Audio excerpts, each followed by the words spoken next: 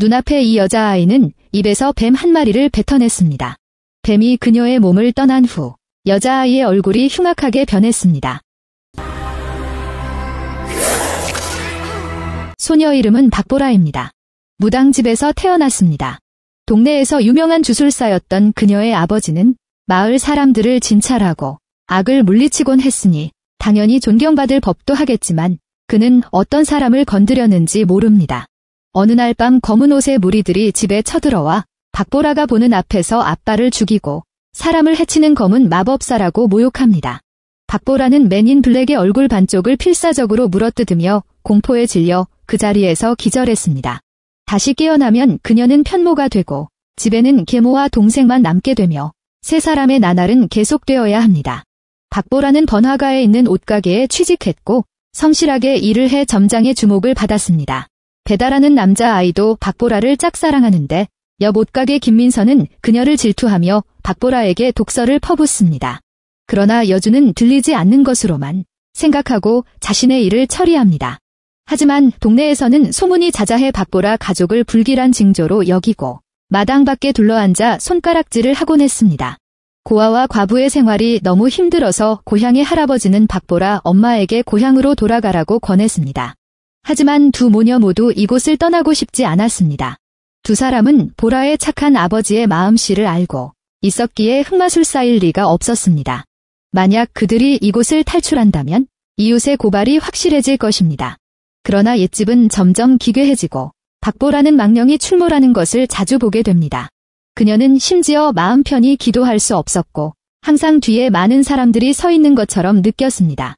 박보라가 고개를 돌리지 못하고 고개를 돌리자 망령들이 몰려왔습니다. 사실 이 이상한 현상들은 바로 그녀의 몸에서 무력이 각성하는 징조입니다. 박보라는 쉬지도 못한 채 다음 날 그대로 옷가게로 출근했습니다. 손님은 그녀를 보자마자 김민선을 내팽개쳤고 더 이상 화를 참지 못하고 길거리에서 박보라가 마녀의 아이라고 소리쳐 놀라 손님들은 모두 도망쳤습니다. 박보라는 갑자기 통제불능 상태가 되어 김민선을 집요하게 조릅니다. 행인이 와서 싸움을 걸지 않았더라면 박보라는 김민선을 목 졸라 죽였을 겁니다. 그러자 옆에 있던 아주머니가 참지 못하고 끼어들며 박보라에게 어제 기도실에 갔었느냐고 물었습니다. 그곳에서 돌아온 조카딸도 박보라의 모습과 똑같이 광기를 부렸습니다. 원래 기도실은 보라 아버지가 진찰을 받던 곳이었는데 박보라는 참지 못하고 찾아갔습니다. 이때 뚱뚱한 남자가 기도를 하고 있었는데 허리가 시큰거리고 등이 아파서 매우 괴로웠습니다. 박보라는 무심코 지나가다가 등에 꼬마가 엎어져 있는 남자의 모습을 언뜻 보았습니다. 그녀가 눈을 힘껏 비벼 자세히 살펴보았지만 등에 엎인 꼬마는 보이지 않았습니다. 잠시 마음이 심란해진 박보라는 옷을 갈아입고 기도하러 들어갔지만 뒤에 있던 창문은 조용히 닫혔고 곧이어 커튼 뒤로 두 사람의 발이 튀어나와 어두컴컴한 눈에는 살아있는 사람이 아니었습니다. 얼른 눈을 감고 기도한 박보라는 커튼 뒤의 그림자가 사라질 때까지 긴 한숨을 내쉬며 독경을 계속했습니다. 눈을 뜨자마자 귀신의 얼굴을 마주친 박보라는 바닥에 털썩 쓰러졌고 결국 죽은 사람 더미 속으로 떨어졌습니다. 옆에 있던 망령이 그녀의 양옆을 잡아당기며 박보라를 일으켜 세우지 않았습니다. 그녀가 가운을 벗기 위해 미친 듯이 몸부림치자 뜻밖에도 이곳은 아버지의 진료실로 돌아갔습니다. 온몸이 짓무른 환자를 치료하고 망령 몇 명이 물집을 꼬집어주는 보라 아버지의 생전 모습인 듯합니다. 좋은 주술사 곁에는 항상 이 꼬마들이 따라다닙니다. 어린 박보라는 망령을 볼 수 있을 뿐만 아니라 치료도 함께 해주었습니다. 보라의 아버지는 딸이 끼어드는 것을 보고 얼른 그녀를 밖으로 끌어안았습니다. 하지만 박보라는 이미 감염돼 두 눈이 하얗게 질린 상태. 그는 딸이 망령과 교감하는 것을 보고 상대방이 자신의 능력을 물려받았음을 짐작했습니다. 하지만 보라의 아버지는 자식도 주술사가 되는 것을 원치 않았기 때문에 박보라의 능력과 기억을 봉인하고 그녀가 편안하고 즐겁게 자라기를 바랐습니다. 하지만 박보라는 기도실을 찾아 그 기억을 되살리고 잠자던 본능도 되살아나고 있는 것. 그녀가 현실로 돌아왔을 때 기도실의 불이 몇 번 깜박거려 완전히 꺼지고 곧이어 많은 망령들이 몰려들자 박보라는 겁에 질려 뛰쳐나갔습니다. 단숨에 집 앞까지 달려간 그녀는 마을 사람들이 모여 소란을 피우는 것을 목격했고 그 선두에 김민선의 엄마 이미선이 있었습니다. 그녀는 불손하게 계모의 코를 가리키며 욕설을 퍼붓고 주인공 일가를 마을에서 뒹굴게 하고 다시는 흑마술로 남을 해치지 못하게 합니다. 배달부가 나서서 박보라 모자의 말을 거들었습니다. 하지만 이미선에게 정면으로 욕을 먹을 줄은 몰랐습니다. 박보라는 스스로 잘못을 인정하고 커지지 않으려 했지만 이미선이 말을 하면 할수록 악마의 아이라고 부르며 보라 아버지가 참수당해도 싸다고 말했습니다. 박보라는 경노했고 계모가 말렸기에 망정이지 그렇지 않았더라면 난리가 났을 겁니다. 저녁 무렵 기도실로 돌아온 꿈을 꿨던 박보라는 긴 복도에 갇혔고 눈앞이 온통 망령과 방문뿐인데 도저히 빠져나갈 수가 없었습니다. 위급한 순간 배달부와 삼촌이 박보라를 깨웁니다. 삼촌은 보라 아버지와 절친한 친구였고 무속인의 술법도 알고 있었기 때문에 박보라는 체질이 특이해 망령에게 쉽게 매달릴 수 있다는 것을 알고 있었습니다. 삼촌은 박보라에게 마음의 준비를 하라고 했고 이 일은 빨리 끝나지 않았습니다. 그 망령들은 이미 당신을 주인으로 모셨습니다. 아니나 다를까 다음날 박보라는 음양의 눈을 뜨듯 점점 더 많은 망령을 보게 되고 아버지가 남긴 봉인은 곧 사라질 듯 합니다. 그녀가 이 문제를 해결하기도 전에 이미선이 또 문제를 일으켰습니다. 그녀는 계모의 장사가 잘 되는 것을 질투하여 쫓아와 욕설을 퍼붓기도 하고 계모의 노점을 걷어차기도 했습니다. 그러자 박보라는 화가 났고 온몸이 파랗게 질린 뱀 한 마리가 그녀 곁에서 기어나와 이미선을 덥석 물었습니다. 여자가 아파서 소리를 지르자 모두들 바짓가랑이를 걷어올려 보니 이미선 씨의 몸에 고름이 가득했습니다. 이웃들은 박보라 가족이 일부러 저주를 내린 것으로 보고 퇴근하자마자 난동을 부렸습니다. 계모는 문을 잠그고 대답하지 않았지만 다행히 삼촌이 제때에 나타나 문 밖의 이웃들을 모두 내보냈습니다. 이 밤은 반드시 평온하지 않을 것입니다. 늦은 밤 골목에서 박쥐가 쏟아져 나오고 박보라가 창가에 서서 눈이 검게 변한 뒤 초록뱀 한 마리가 이미선의 침대로 올라갑니다. 그는 이미선이 숨을 거둘 때까지 미끄러운 몸으로 목덜미를 졸랐습니다. 김민선이 약을 전달하러 왔을 때 엄마가 양손으로 자신을 꼬집고 있을 뿐 입과 코에는 이미 숨이 가빠져 있었습니다. 이런 죽은 방법은 정말 너무 기괴합니다. 그래서 주민들은 새엄마가 이미선을 굿으로 죽였다고 단정했습니다. 어쨌든 두 사람은 낮에 막 말다툼을 한 적이 있습니다. 박보라 가족은 결백을 증명하기 위해 신의 심판을 받는 선서식을 열 예정입니다.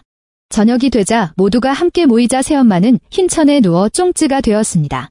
그녀는 많은 사람들의 감시하에 자신은 흑마술로 아무에게도 해를 끼치지 않았다며 거짓이 있다면 알라에게 그녀의 영혼을 가져가라고 맹세했습니다. 한편 박보라는 기도실에 머물며 의부서머니의 기도를 열심히 도왔습니다. 그런데 이상하게도 그녀 뒤에는 한 무리의 망령들이 무릎을 꿇고 여주와 함께 기도하고 있었습니다. 마치 박보라의 수행원처럼 분분히 상대방의 발 아래 굴복합니다. 한편 계모는 눈을 감고 1초 후에 뜻밖에도 저승에서 깨어났습니다. 죽은 남편과 온갖 망령을 본 계모는 겁에 질려 도망쳤습니다. 무심코 박보라의 모습을 본 그녀는 무릎을 꿇은 망령들 사이에 앉아있는 딸의 입속으로 짙은 녹색 안개가 파고드는 것을 느꼈습니다. 새어머니는 이미선의 죽음에 박보라가 연루된 것이 아닌가 하는 의구심을 금할 수 없습니다. 다음 초 계모는 현실로 돌아왔고 그녀는 자신의 혐의를 벗는 데 성공했지만 방금 본 것을 잊지 못했습니다. 새엄마는 박보라가 정말 나쁜 길로 들어설까 두려워 남편이 남긴 집을 팔고 아이들을 데리고 환경을 바꿔서 다시 시작하기로 결심했습니다. 박보라가 알고 화낼 줄 누가 알았겠어요. 그녀는 이 판매자들이 모두 할아버지께서 소개해 주신 것이라는 것을 잘 알고 있습니다. 노인이 계모에게 계속 이사를 종용하는 것은 바로 이 부동산이 마음에 들어서 빨리 현금화해서 돈을 사기 위해서입니다. 딸의 걱정을 이해한 새엄마는 어제 본 모든 것을 고백할 수밖에 없었고 박보라에게 망령들로부터 멀리 이사를 가라고 권하고 싶었습니다.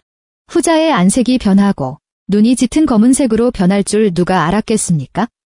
그녀는 계모에게 아버지를 죽인 사람이 할아버지라고 말했고 노인은 재물을 탐내 사람을 해친 죄는 용서할 수 없다고 말했습니다. 며칠 전 밤 마을 사람들이 모여 항의할 때 박보라는 할아버지 옆에 얼굴이 썩은 남자가 서 있는 것을 보았습니다. 그녀는 아버지가 살해되던 날 자신에게 물린 검은 옷의 사람이라는 것을 즉시 알아냈습니다. 새엄마는 진실을 알고 비통해했고 박보라는 그 말을 듣고 기절했습니다. 다음 날 그녀는 피곤한 몸을 이끌고 출근하는데 뜻밖에도 루머를 무릅쓰고 부지런한 박보라를 해고하는 바람에 여자아이는 걷잡을 수 없이 커졌습니다. 그녀는 넋을 잃고 기도실로 달려갔습니다. 사장의 원색적인 비난과 지난 며칠 동안의 억울함이 주마등처럼 그녀의 머릿속에 맴돌았습니다. 박보라는 아련하게 아버지의 동강난 모습까지 보였습니다. 연이은 환상이 그녀를 짓누르고 말았습니다. 박보라는 고통스럽게 소리쳤고 다시 악령에 사로잡혔습니다. 다음 초, 그녀는 녹색 뱀과 고리 모양의 독사를 뱉었습니다. 첫 번째 뱀은 계모에게 기어갔고 다른 한 마리는 사장에게 다가와 발목을 물었습니다. 박보라는 뱀을 내뱉고 주저앉았습니다. 그때 목마른 동생이 아래층으로 내려가 물을 달라고 하자 계모는 창가에 멍하니 서 있었습니다. 사내아이가 다가가서 그녀를 깨우자 계모는 비로소 정신을 차렸습니다. 그녀는 갑자기 아들의 몸에 녹색 뱀이 달려있는 것을 발견하고 앞으로 나가 뱀의 몸을 잡았습니다. 새엄마가 힘껏 땅을 내리쳤고 박보라 쪽은 정신을 차렸습니다. 집이 위험하다는 것을 눈치채고 달려갔지만 박보라는 한 발 늦었습니다. 계모가 동생을 붙들고 괴짝에 부딪혀 숨지게 한 뒤에야 손을 뗐습니다. 계모는 문설주에 기대어 숨을 헐떡입니다. 갑자기 그녀의 눈앞이 흐려졌고 그제서야 자신이 죽인 것은 독사가 아니라 집안의 막내 아들이었다는 것을 알게 되었습니다. 서로 껴안고 울다 죽은 남편의 모습이 보였는데 새엄마가 제정신이 아닌 게 분명했습니다. 그녀는 환상 속에서 자신의 생을 마감했습니다. 허약한 박보라는 말릴 힘이 없어 잠시 후 기절했습니다. 그녀가 다시 정신을 차렸을 때 이미 할아버지에 의해 차에 실려 있었습니다. 이 무렵 부동산은 일찌감치 조부명의로 넘어갔고 박보라는 고향으로 보내져 할머니가 대신 돌보게 됐습니다. 두 노인은 박보라의 영혼을 세뇌시키려 했다며 박보라를 가족과 반목시키려 했습니다. 할아버지는 이런 망령들을 해산시키기 위해 정화의식을 주관하기도 했습니다. 하지만 박보라는 현장에서 얼굴 썩은 남자를 다시 보게 됐고 할아버지가 이 사람과 결탁해 아버지를 죽였다는 확신이 들자 정화를 거부했습니다. 다음 초, 강당 전체에 불이 꺼졌습니다. 할아버지와 다른 사람들은 마법으로 쓰러졌고 그 망령들은 다시 나타났습니다. 그들은 박보라를 둘러싸고 주인이 완전히 깨어나기를 기다립니다. 허공에 떠있는 박보라의 눈이 뱀의 눈동자로 변했고 할아버지는 눈앞의 광경에 사로잡혀 진실을 말해야 했습니다. 알고 보니 그 뻔뻔한 남자는 보라의 아버지의 재산을 노리는 친아들이었고 그래서 패거리와 함께 잔인하게 살해했고 할아버지는 진실을 알면서도 아들을 보호하기 위해 숨기는 선택을 했습니다. 박보라는 가온하기를 제압하고 아버지를 직접 때려 죽이도록 한 뒤 자살했다는 소식을 들었습니다. 박보라는 아버지의 원한을 갚고 할머니를 죽이러 나섰습니다. 뜻밖에도 상대는 박보라의 머리 위에 손을 얹고 경전을 계속 외워 박보라를 쫓아냈습니다. 할머니는 남은 생으로 남편과 아들을 대신하여 속죄하려고 합니다. 박보라는 정상인의 삶으로 돌아갑니다. 이상으로 마치겠습니다. 공포영화치고는 호러 요소가 진부합니다. 전체 영화 내용도 신선하게 느껴지지 않았습니다.